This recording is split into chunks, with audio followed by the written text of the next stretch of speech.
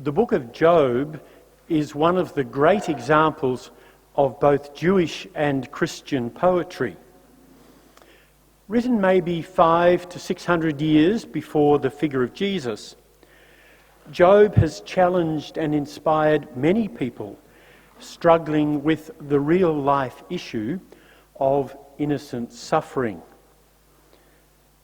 The book also has reflections about humanity and earth, which is our focus this morning.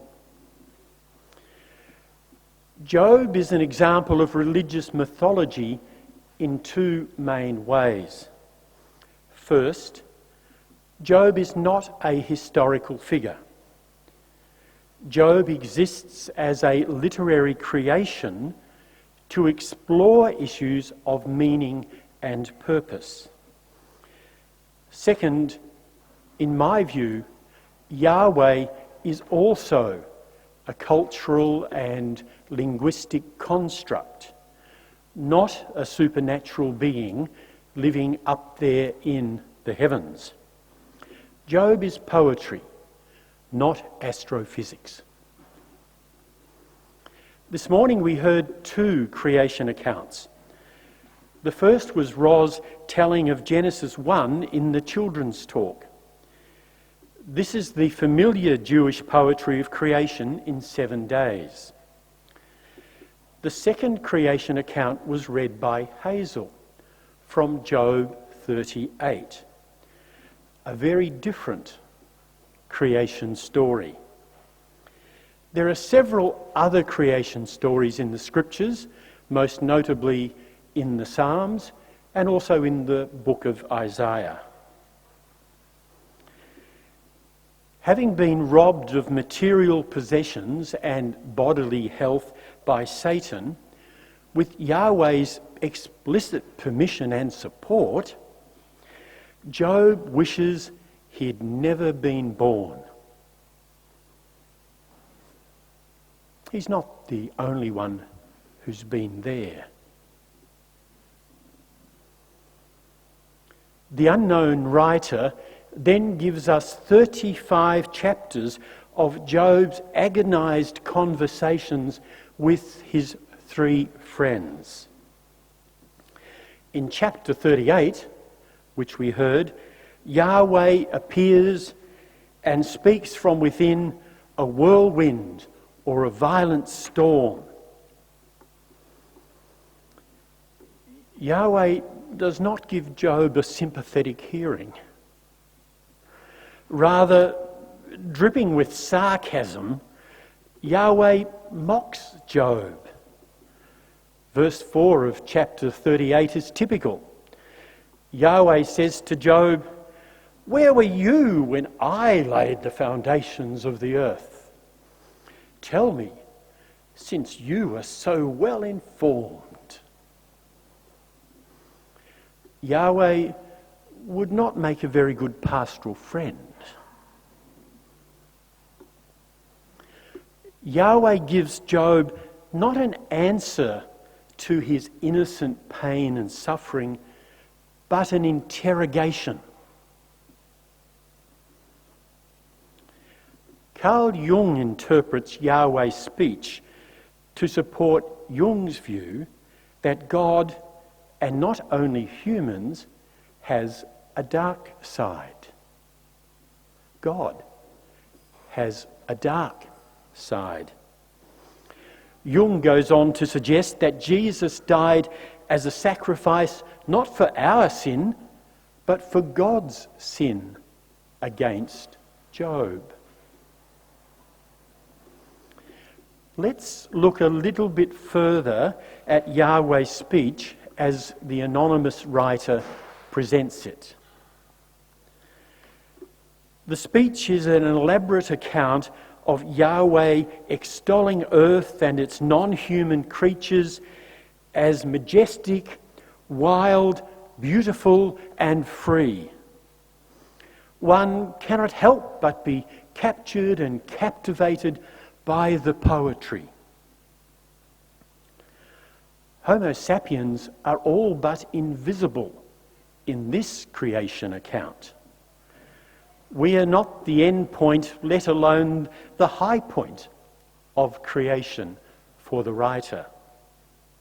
In fact, we don't rate a mention other than in Yahweh's callous dismissal of Job's plight. We tend to place Homo sapiens at the centre of the biblical narrative and salvation history. The writer of Job does not.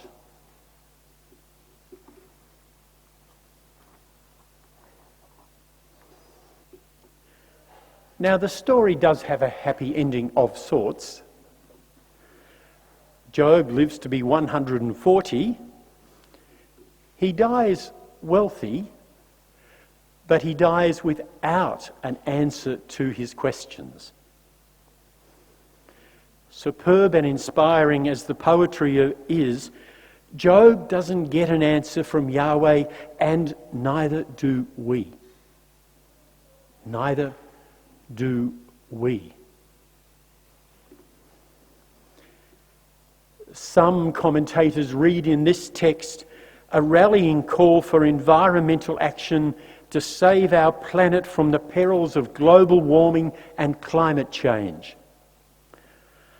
I strongly support the call for environmental action, but not because of the capricious actions and the bitchy words of a tribal god whose name is Yahweh.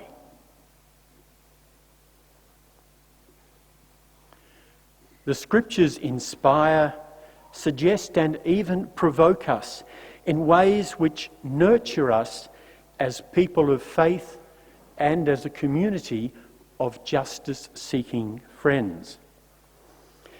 But we do not find in the scriptures a policy on climate change, a policy on coal seam gas, or for that matter, smartphone data encryption technology.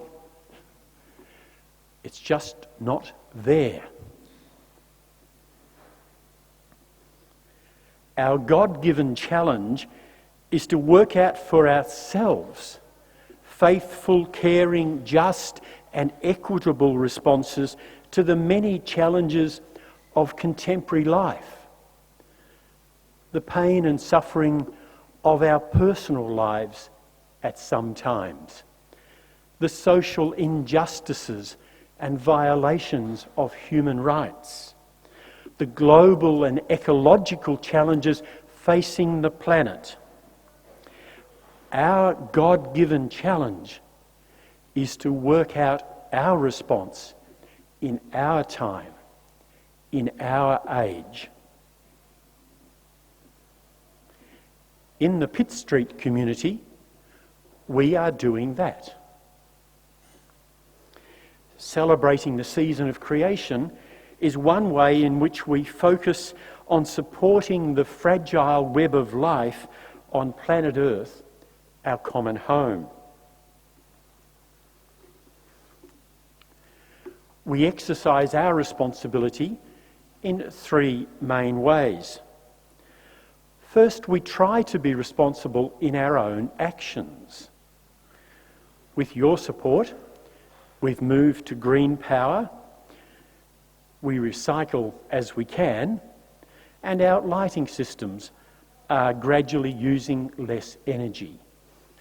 And I know many individuals are taking action in their personal or family or household lifestyles to reduce reliance on disposables such as plastic. Second, at Pitt Street, we have ongoing education around ecology matters as a regular part of our Sunday gathering. And third, we work with others. We are active in the Australian religious response to climate change. We support the Synod Uniting Earth team. And on the 20th of September, we will be joining in the school climate strike. I hope to see you here on the day where we will be having a prayer service before many members of the Uniting Church will join the students' climate strike. Our efforts will never be sufficient, let alone perfect. Through human greed and selfish disregard, we may end up destroying life on this planet. We're already well on the way. But there is hope when, in determined and sustained community action, we work and pray for change together. I believe that the symbols of bread and wine, which we will share in a few moments, are symbols of hope.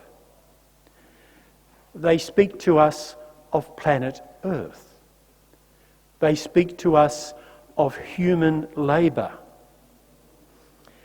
They speak to us of the compassion we see expressed in the figure of Jesus, Jesus' friends, and the rivers and lakes where Jesus lived and worked.